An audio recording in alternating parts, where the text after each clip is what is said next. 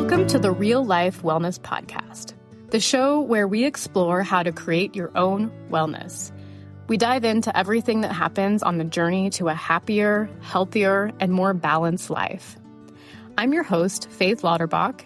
As a registered nurse and a holistic wellness coach, I have a passion for empowering people to create a vision for their life, prioritize themselves, and then live the life they want. So get ready to discover new ways to nourish your body, mind, and spirit.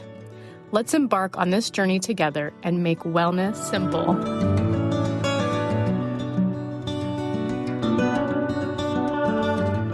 Well, hello, and welcome back to the Real Life Wellness Podcast. If you're listening to this the day it comes out, then it is January 1st, 2025. And a little something that I want to share is this podcast started its first recording January 1st of 2024, which means this is my 1-year anniversary of podcasting. So that is exciting, and I'm so happy that you're here.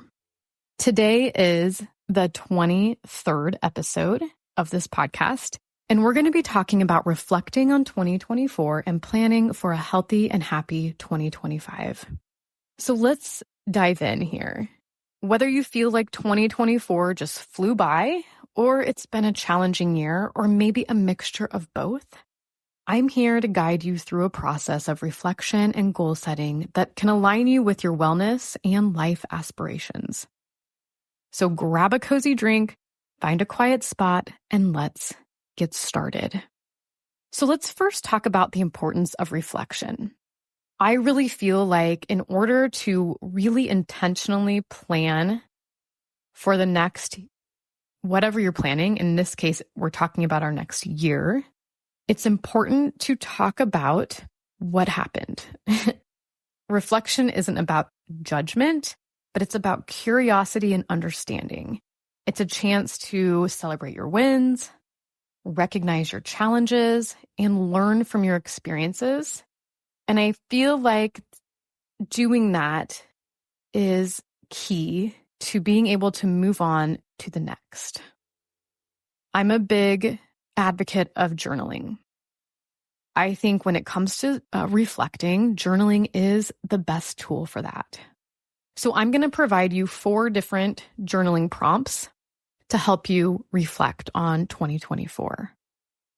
Now, you can do however works best for you.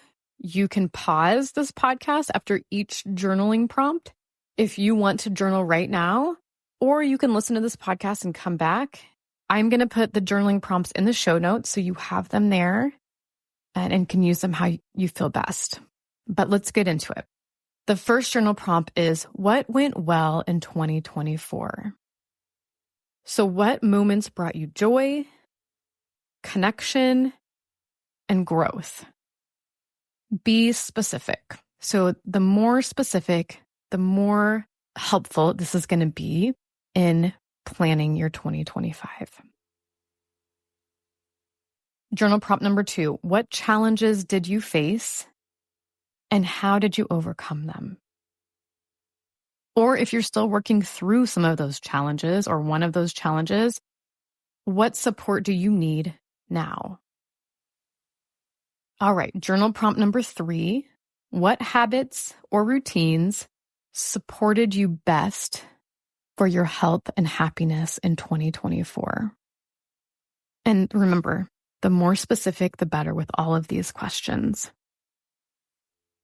Journal prompt number 4, what's one thing you would have done differently? Or maybe there's multiple things that come up. Now, remember, this isn't about regret or shame. This is about insight. I feel like one of the best ways to know what you do want is to know what you don't want. That's kind of where we learn. Sometimes we have to experience something and then that is not what I want. And so this process, when we use it with kindness, helps us to plan better for the future. Okay. So whether you did those journaling prompts as you were, as I was reading them, or if you're coming back, either one is fine. But just remembering to reflect on your year with curiosity and kindness, that can really help set the tone for a more intentional plan for your next year. All right, so this next part is going to be starting to set the vision for 2025. Now that we've looked back in that reflection and journal, it's time to look forward. So let's talk about how to create a vision for a healthy and happy 2025. Now, I want to say these aren't resolutions. I feel like resolutions are kind of things that people have that gives kind of this lofty, dramatic, I have to change this right now. And if I mess up, then I fail. And a lot of those New Year's resolutions fizzle out by February. So this is not that. This is about intentionally creating meaningful goals that are going to align with your values and support you. So there's not failing here. So I want to just preface that. This isn't about setting yourself up for failure. This is about setting a framework for what will support you best. And so let's think about our health and wellness in these 5 categories: physical, emotional, spiritual, social, and intellectual. And I want you to take a moment to rate each of those 5 from 1 to 10. And 1 would be not where you want to be, and 10 would be exactly where you want to be. So somewhere in that rating scale, go through each one of those: physical, emotional, spiritual, social, and intellectual, and rate those. This will help you see which areas am I thriving and which areas could use some TLC. Once you've done that, and again, you can do that now, you can pause this podcast and do it right now, or you can come back to it after you've listened to the podcast. But once you've done this, let's start thinking about a realistic and exciting goal in each area that you want to improve. So if you're rating yourself at a 10 in any of these areas, or even a 9 or maybe an 8, I mean, those scales are already always a little bit different for everybody. So if you're happy with how any of those areas are going, then you don't necessarily have to have a new goal or in something new you're doing in that. You can just continue to do what's supporting you well. But if there's an area there that you feel that isn't quite in alignment with how you want to be living, then start thinking about something realistic and exciting and simple that you can do in each area. So let's go through that, and I'll give you some examples. So for physical, maybe it's you want to exercise regularly in 2025. Whether you haven't started or whatever plan you had last year just didn't materialize to what you want it to be, maybe it's you just want to exercise regularly in 2025. Emotional, you're rating that scale, that 1 to 10. If that feels like it's not completely connected, maybe it's starting a gratitude journal in 2025 to help improve that emotional wellness. In that spiritual category, if that's an area that you feel like needs more support, maybe it's just setting aside time each day for some mindfulness or prayer. In the social area, if that area feels like it needs a little work for you, maybe it's just planning a monthly coffee date with your friends. Intellectual, if that's an area that after rating it, you want to grow that area, maybe it's learning about something you're interested in and doing that by reading 1 book per month, on whatever topic it is that you're curious or interested in. Okay, so whatever that looked like for you, taking those 5 areas of our health and wellness and rating them first, the areas that you want to work on, think about a realistic and exciting goal that you can set for each area. Now, our third part is going to be creating a plan. So now that you have some goals in whatever areas you want to be working on, let's create a plan to make them happen. So there's 3 strategies that are important when you're doing this. The first one is breaking it down. Big goals can feel overwhelming, and so breaking them into smaller actionable steps can be helpful. So let's think about maybe that physical area of wanting to exercise regularly. Like maybe saying that feels overwhelming. And it's like, well, that's great. I want to do that, but I don't even know how to get started.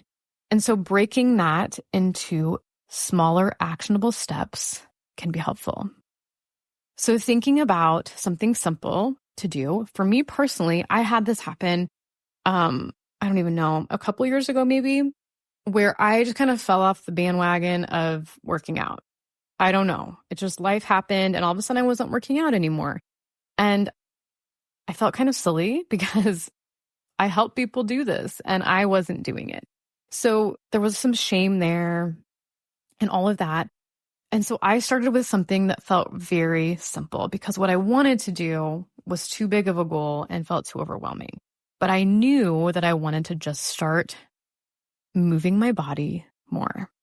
So what I started with was taking a walk around my block once a day. So if that is something that feels right for you, you could use that. But what I did is I broke it into these smaller actionable steps. So for me at that time, walking around the block felt doable and reasonable. And then I just started there. And I just continued doing that until I felt like, this feels good. This feels like a good habit. And then I started adding more to it. But let's just start with that first thing. So that big goal is working out regularly, break it into a smaller actionable step, walking around the block. The second strategy of creating your plan is adding it to an existing routine. So we have all kinds of routines. Even if you don't feel like you're a routine person, I guarantee you there's some routines that you have that you are already doing. And a good way to start a new habit is to add it to something you're already doing.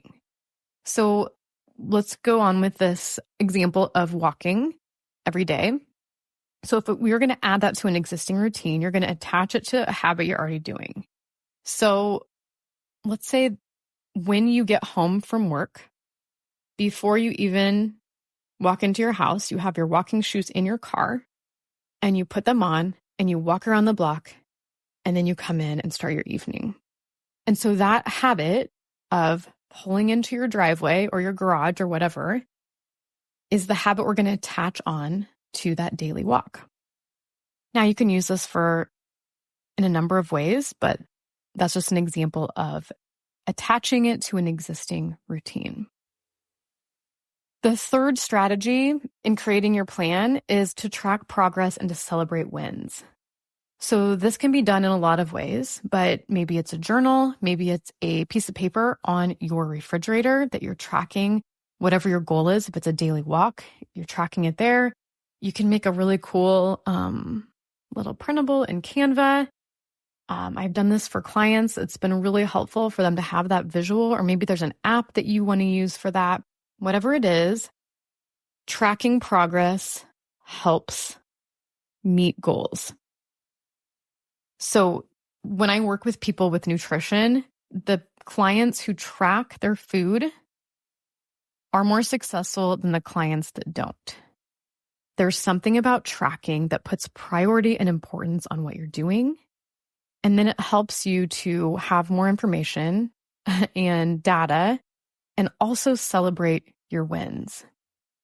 Sometimes we feel like we're not doing anything, but when you write down what you're doing, you're like, wow, I'm doing a lot. And it helps you stay motivated to keep doing more if you want to be. All right, so this fourth thing we'll talk about is staying flexible and kind. Now, this is an important piece. Life is not linear. I like to say to clients, life keeps lifing regardless of what you want to do. There will be setbacks and unexpected twists, So just know there's never a perfect time to do whatever you want to do. There's never a perfect time to start a workout routine. There's never a perfect time to start eating healthy. There's never a perfect time to do anything. There's always going to be something that comes up. And if you wait for that perfect, quote unquote, time, you won't ever do it because that perfect time doesn't exist. So just go into it knowing that flexibility and self-compassion are key. If something doesn't go as planned, reflect, adjust, and then keep moving forward. Progress, not perfection, is what matters. So here's a mantra to carry into your 2025. I am capable of creating a life that feels aligned, balanced, and joyful. Thank you so much for tuning in to this episode of the Real Life Wellness Podcast. I hope you're feeling inspired to reflect on your 2024 and plan for an amazing 2025. Remember, small intentional steps create big changes over time. If you enjoyed this episode, please share it with a friend who might need a little extra motivation for the new year. And don't forget to subscribe and leave a review. It helps the podcast reach more people. I'm wishing you a peaceful end to 2024 and a vibrant, healthy start to 2025. Check out the show notes for these journal prompts and how to connect with me more. I hold regular workshops, I have a wellness membership, and I have one-on-one clients. Whatever support you need, I would love to be part of that journey for you. Until next time, take care of yourself and keep living your real life wellness journey.